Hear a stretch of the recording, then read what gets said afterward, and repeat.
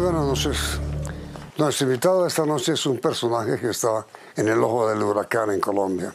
Él es abogado con énfasis en derechos humanos de la Universidad de Rosario. Es especialista en derecho penal del Externado de Colombia. Tiene una maestría en dirección pública de la Universidad Meléndez Pelayo de Madrid. Es miembro de la Organización para Migrantes de Temas de Víctimas del Conflicto.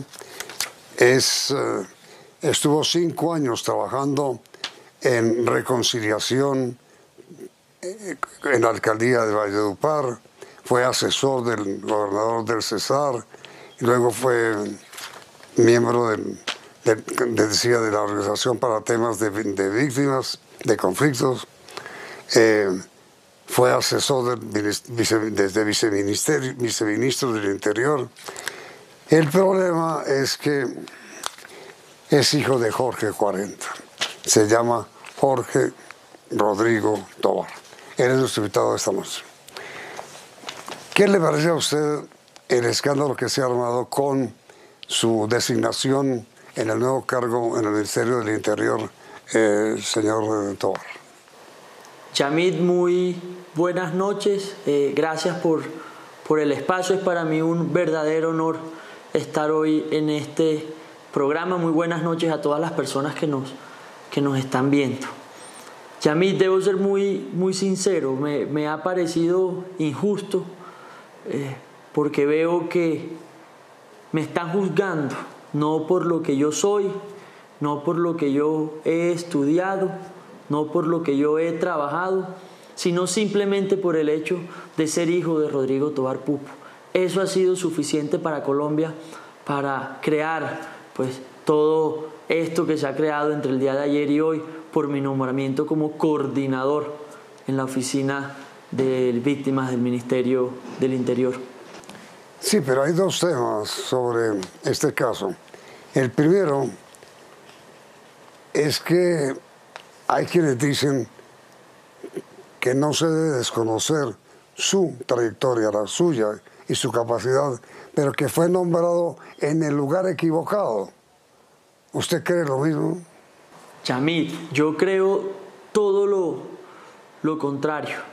Yo creo que en esos espacios, yo creo que en esos escenarios deben estar personas que como yo hemos padecido las consecuencias de la guerra, hemos sufrido las nefastas consecuencias de la guerra, porque somos nosotros las víctimas del conflicto armado, quienes mejor entendemos lo que ha sido el conflicto armado colombiano, y somos nosotros los llamados a trabajar todos juntos porque las futuras generaciones no repitan lo que nos ha tocado vivir a nosotros.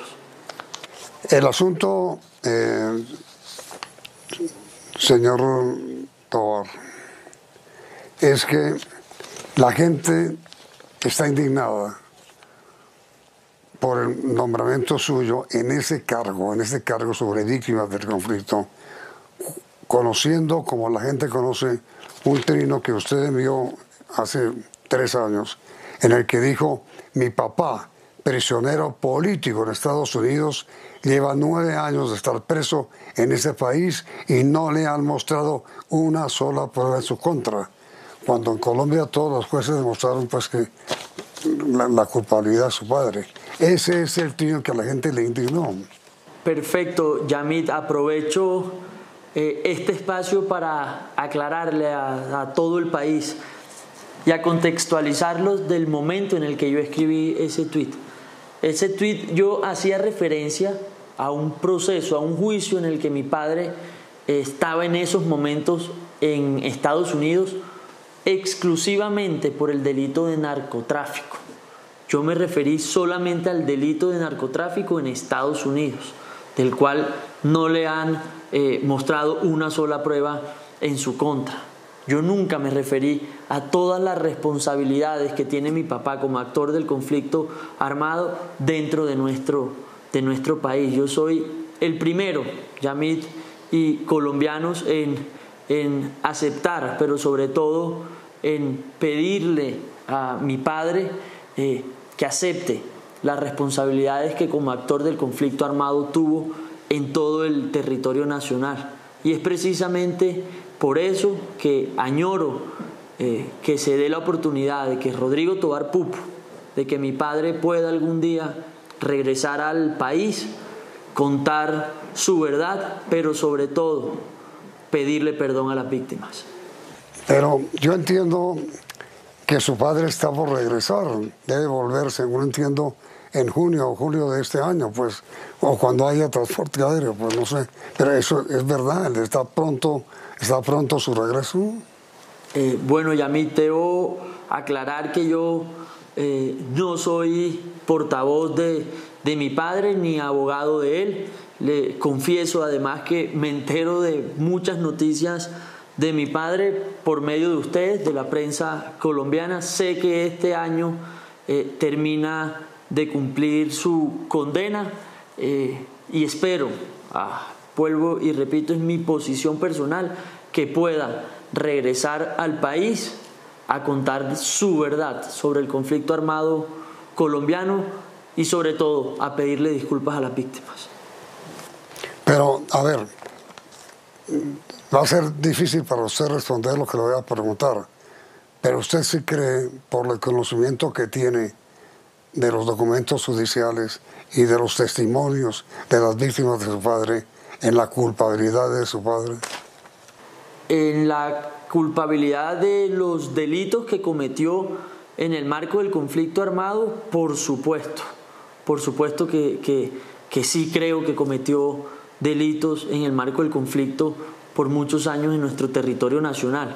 Vuelvo e insisto, yo hacía referencia al delito de narcotráfico, del cual todavía aún no tiene prueba en su contra, pero del resto de delitos cometidos como autodefensa en el territorio nacional, por supuesto que tiene responsabilidad.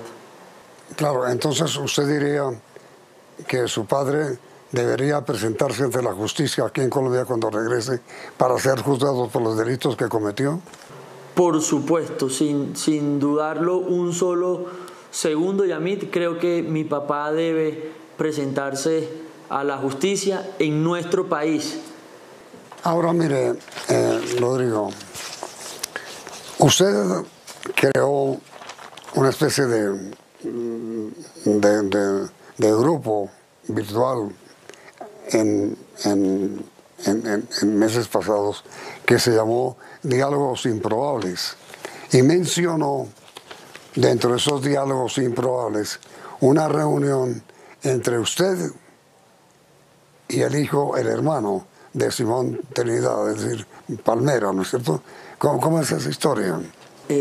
Bueno, son dos historias diferentes, pero que llegan a un punto en el que se encuentran. Déjenme y permítame hablarle del grupo de diálogos improbables del Cesar. Es un grupo de más o menos 30 cesarenses de distintas y opuestas orillas de pensamiento, en el cual decidimos sentarnos en una misma mesa, personas que nunca en la vida hubiéramos pensado que lo podíamos hacer, poniendo a un lado nuestras irreconciliables diferencias que tenemos entre nosotros, nuestras opuestas diferencias. Pero, Yamit, había un tema que teníamos todos en común y nos dejamos llevar de ese tema y olvidamos todas esas diferencias, y así nació el diálogo improbable en el Cesar. Le cuento que las primeras reuniones fueron unas reuniones muy, muy difíciles. En esa mesa estaban personas inclusive que se intentaron en algún momento de la vida matar, personas que nunca en la vida se hubieran sentado en una misma mesa. Y hoy, después de casi más de 2 años de trabajo arduo, nos reunimos cada 15 días en jornadas de 12 horas. Podemos decir que hemos llegado a un consenso en medio de esas diferencias, y quiero compartirlo con todo el país. Ese consenso es la vida es sagrada. La vida es sagrada significa que nosotros, por nada en este mundo, ni por las diferencias ideológicas y políticas que tengamos, podemos acabar y tenemos el derecho de acabar con la vida del prójimo. Pero mire, Jorge Rodrigo, ¿usted cree que los familiares de las víctimas asesinadas por su padre, según las acusaciones que hay, van a creer que él es el único culpable y que usted, siendo hijo de él, no tuvo nada que ver?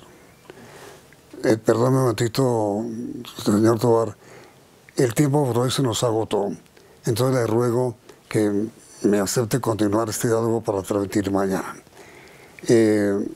Los invitamos en consecuencia a la segunda parte de la entrevista con Jorge Rodrigo Tovar, hijo de Jorge 40, mañana a esta hora.